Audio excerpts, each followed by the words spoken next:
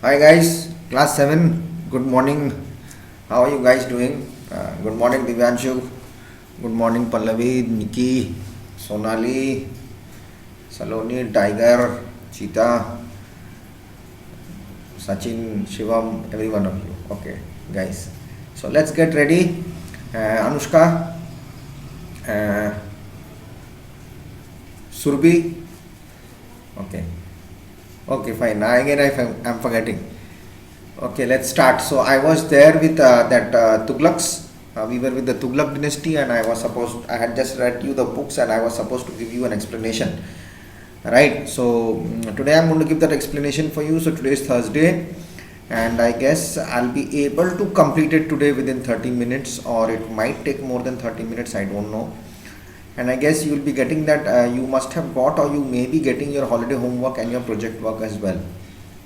So I will request you guys to follow the videos which come in from my side for my projects actually. So I'll tell you what actually I need. If you need any help, I can also help you for those projects. I'll tell you what actually I need out of them. It's very interesting, class 7 it's going to be interesting, and you will like it. It's not that same old stuff that you have to keep on writing. There's a lot of things to do in it. It will keep you occupied, and you will spend your time because you have a lot of time to do that work, right? So best of luck for all that. Let's start with the Tughlaq issue. Actually, it's not an issue, it's all about, I'm going to tell you about Tughlaq, which is there in the book, but at the same time I'm going to give you an elaborated information which will be much more easier, I guess, so that won't be an issue. Okay, so let's get that done, and we can see what is to be done with Tughlaq.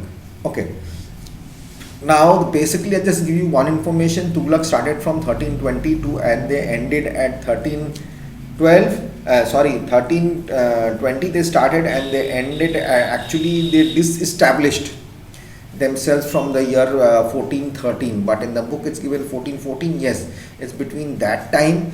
They were preceded by the Khalji dynasty, succeeded by Sayyid dynasty, okay, and preceded by what happened before them, and they were succeeded by the Sayyid dynasty. So between them is the Tughlaq dynasty.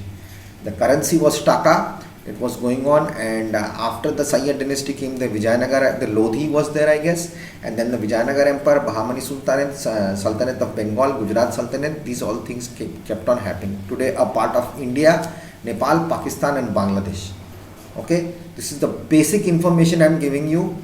I may be a bit fast, but I don't know. The whole thing is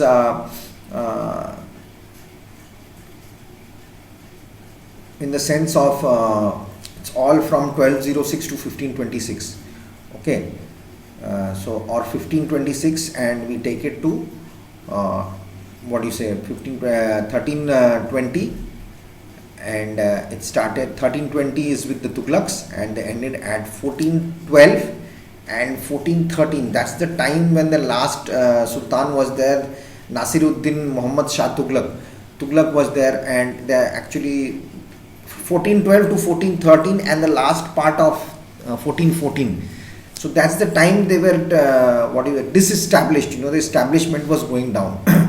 Book has the information about how they were working. It's in a very short way. I'm going to give it to you in a very long way, or rather an elaborated way in much more explanation types. And yes, I have uploaded the notes file. I'm not changing anything. I'm putting it step by step. So you have the Khilji there, and the Khilji dynasty is there, and you will have all details there. So when the project comes, you have to write down from the notes. Okay, and you will learn from that. And once you learn from that, I guess till class 10 you won't have a problem if you have the Delhi Sultanate in your class 10.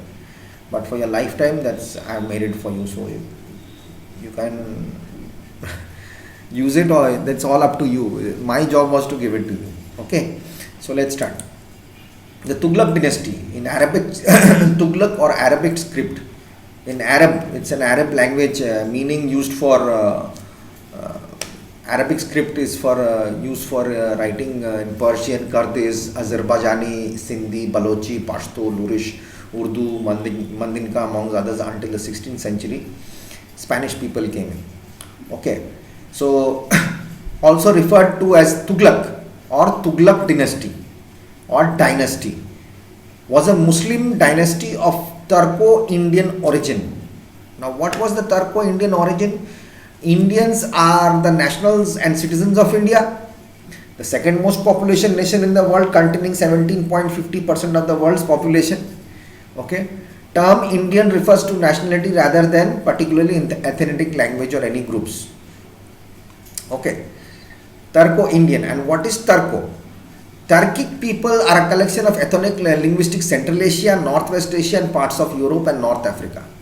Okay, so Turco-Indian origin. So when they merged together, this became that Muslim dynasty, the Turco-Indian Muslim dynasty, which ruled over Delhi Sultanate in the medieval India. Its reign started in 1320 when Ghazi Malik assumed the throne under the title of Ghiyath al-Din Tughlaq. The dynasty ended in 1413. Actually, basically it ended in 1413. We can take some history after that till the 1414. The dynasty expanded its territorial reach through military campaign led by Muhammad bin Tughlaq. Okay. Now, who was Muhammad bin Tughlaq? Muhammad bin Tughlaq was the Sultan of Delhi from 1325 to 1351. He was the eldest son of Ghiyasuddin Tughlaq, the founder of the Tughlaq dynasty.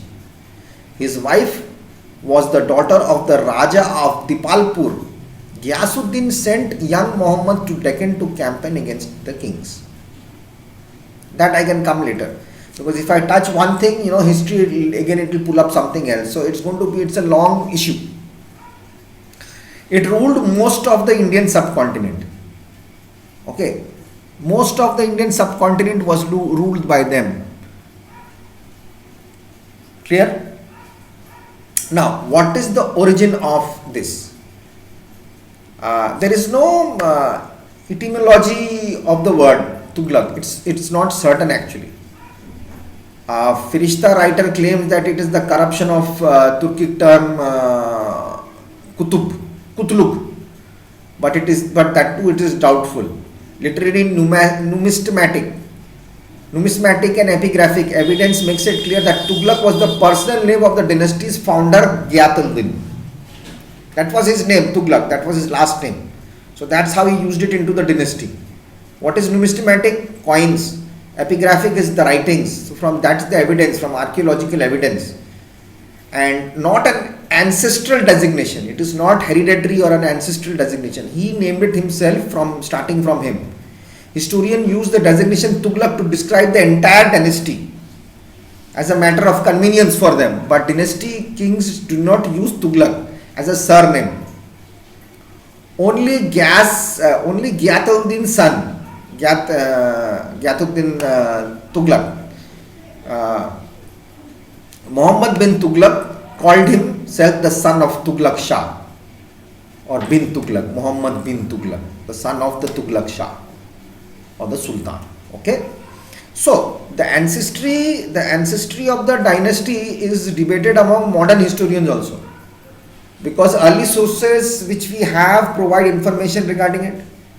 Tughlaq's court poet Badiri Chach attempted to find a royal genealogy for this dynasty, but this can be dismissed as flattery, because what these guys did. These poets in the court of the Sultan's court, they used to flatter the king or flatter the Sultan, by saying, "Oh boss, you are the best, you have done this, you have done that," and they used to get flattered. Is to try to keep their position, their chair. Still also we do buttering to our bosses. Please, you are the best. Okay, whatever you say, I'm going to do. So it's like that. So this has been going on, and this is going to go on till I don't know when. So this is what happens actually generally. So where was I? Yes, to describe the entire dynasty was a matter, but the dynasty's king did not use this name as Tughlaq. Only Muhammad bin Tughlaq used it, as he was the son of the Tughlaq Shah. Now, some court poets also tried to flatter about this dynasty, but it was dismissed.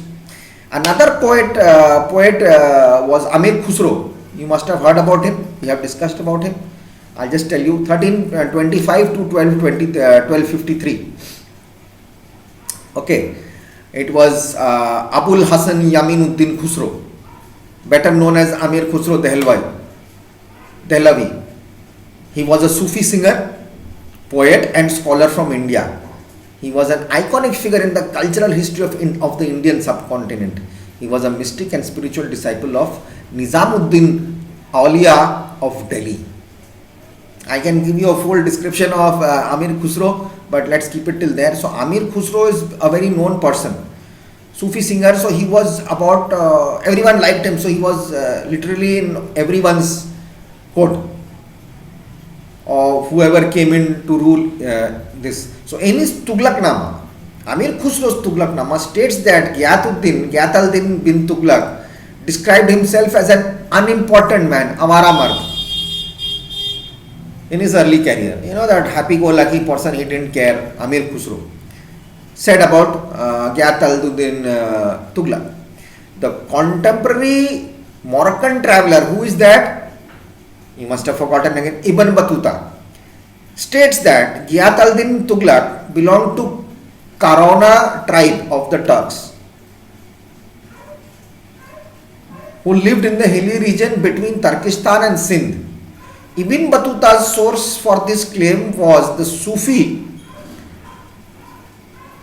saint Ruknuddin Abdul Fateh, but the claim is not corroborated by any other contemporary source. Now, Ibn Battuta listened it from someone else. He got the information from Sheikh Ruknuddin Abdul Fateh. Okay, Abul Fateh, commonly known by the title Shahrukh-e-Alam, not Shah Rukh Khan, okay, Shahrukh-e-Alam, 1251 to 1335. He was a Sufi saint from Multan in modern day Pakistan who belonged to Shurwadiya Sufi order. You know, they are religious singers from Multan. So that Multan building, the modern day mosque or the mausoleum in Multan in Pakistan is built by the Tughlaqs. This was Ibn Battuta's information. That is generally, I gave you the origin how these people became they took the title of Tughlaq. Okay. And Gyathaldin called himself the Avara Mard, means an important man, unimportant man. Avara, you know, used to just go around. Now, how did they rise to power? That is a very big question. How did they rise from power from the time of was preceded by the Khaljis? So how did it happen? So I'm going to come back in the next video and we'll hit it again. Hold on, don't vanish.